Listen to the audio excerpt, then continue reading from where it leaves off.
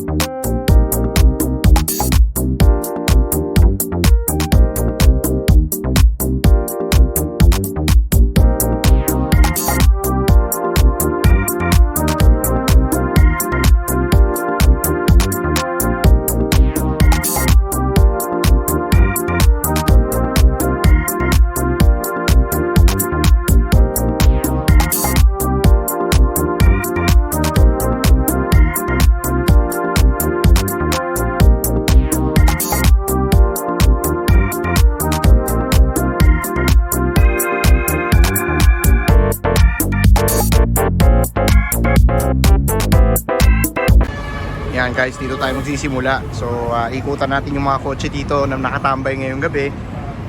Napaangas nitong Honda Jazz na to, nakita ko lang. Unang-una sa lahat, hindi mo maikakaila. Tangina, naka-OG na TE37 na Max. Pare, naka-endless na big brake kit, no? Napakaganda, napakaangas. Hindi lang yun, na Recaro. Mukhang SR7 ata to kung di ako nagkakamali. So yan, tingnan natin guys. Ayun, kita pa ako sa reflection, no? Ang ganda pare, oh. Napakaganda. Pare yan. JDM Underground represent. Mga tropa natin sa JTMU. Napakaganda ng kotse. Itong Jazz na to. Next naman tayo. Silip tayo sa susunod na kotse. Dito naman tayo, boss. So, ito naman. Dalawa tong ganito na makikita natin dito sa tambay ngayong gabi. Napakaganda nito, mga kaibigan, no? Tingnan nyo naman, no? Dilaw na dilaw, pati loob, gutters. Pucha, naka-Mugen na mags, pare. Napakaganda, laki ng preno. Big disc. Diba? Sobrang solid, pare. Tingnan mo, oh. Yan ang mga quality na kotse. Quality builds, pare. JDM Underground, Legends of the 90s. Diba? Tapos ito naman, pare. Ito, lupit nito, putang ina. Napakaganda. Subaru WRX, naka roll cage, malaki yung ano niya, tambucho niya. Ito kakaiba, yung mags, ang ganda, kakaiba guys. Pakita ko sa inyo, naka roll cage yung loob, sobrang ganda pare.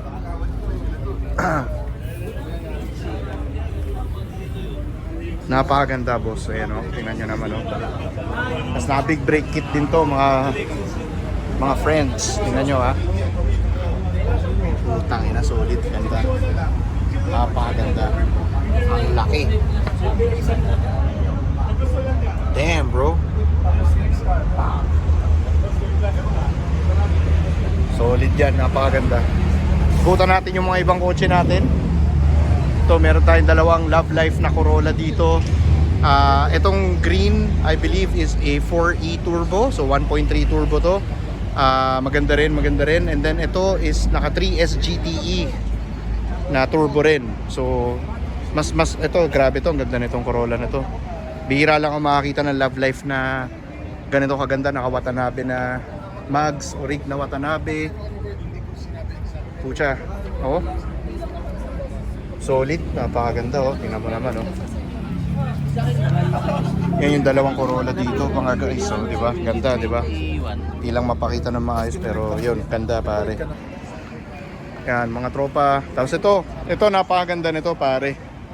Miata NC na tatakbo sa MSCC series.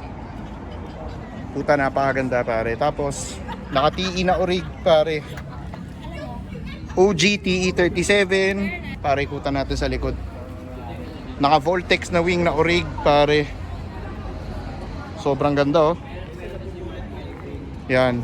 So magiging track car to, magiging MSCC, tatakbo sa MSCC to. Napakaganda, pare. Yan, may MSCC Miata Spec Series. So yun, ayos. Huwag na natin guluhin kasi may natutulog sa loob. So dito naman tayo ngayon sa mga tropa natin ng Honda. Meron tayong EG dito, EK, EG. Tapos meron din tayong napakagandang, ito, tangin hype, itong dilaw na to. Dalawa yung dilaw. Yung isa nandun, tapos ito, isa nandito. Tangin na hayop to, kakaiba to. Kung marunong ka sa Honda at marunong ka sa Mugen, alam mo dapat ang halaga niyan. Diba? Hayop, diba?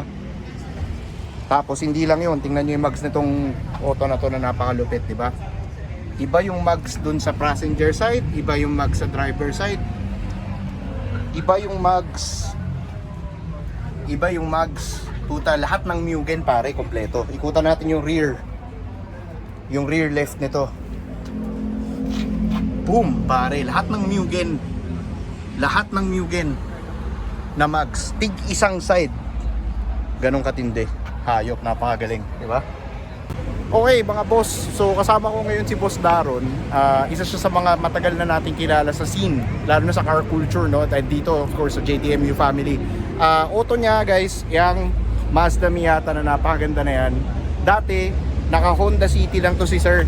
Pero hindi lang basta-basta lang din yung Honda City niya. Sobrang buo, nakilala rin siya sa industry, sa scene, dahil sa kakaibang Honda City niya. Ngayon, sir, anong naisip mo? Bakit nag-decide ka na magmamasta Miata ka na? Kasi before, gusto ko talaga ng open top na sports car. And kasi recently napakamahal na i-acquire ng S2000 eh. And almost impossible na makakuha ng original na lift. Or kung meron man, ang laki ng gagastusin mo para maging tama yung build. So, Miata for me is the perfect, at least medyo ano siya, modern na sports car na Nice. siya. Nice, Diyan nice, yung nice. feature comforts niya. At the same time kasi, ano siya, yung ganitong body ng NC, konti lang ang nirelease Yun ang totoo, locally. no? Very rare ang ganitong NC. Mostly Yes. nakikita natin na mga Mazda Miata dito sa Pilipinas, mostly mga ND. Yeah.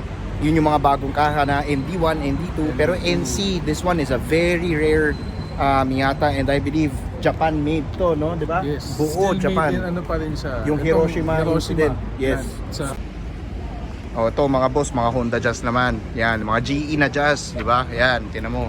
Tangina, napakaganda nito. Itong Jazz na to, guys, grady all the way, pare. Pero nakikita nyo yung upuan sa loob, pare, oh. Kita nyo yung upuan sa loob. Tangina, ang mahal niyan, mga boss. Ang mahal ng dalawang pares ng upuan na yan. Itong Jazz na to, ang theme na ginawa nila dito is binuo nila to grady lahat. Kita nyo naman, SE37 Bok Racing na mags, naka-grady na big brake kit, grady yung upuan sa loob, pare, bright grady. Ang mahal niyan, mga boss, grabe yan. Tapos meron tayong yan, steering wheel, naka-grady rin na wheel. Hindi nga lang kita yung iba kasi nare-reflect sa camera, nagsasalamin, no? Pero yan, napakaganda nitong Jazz na to, guys.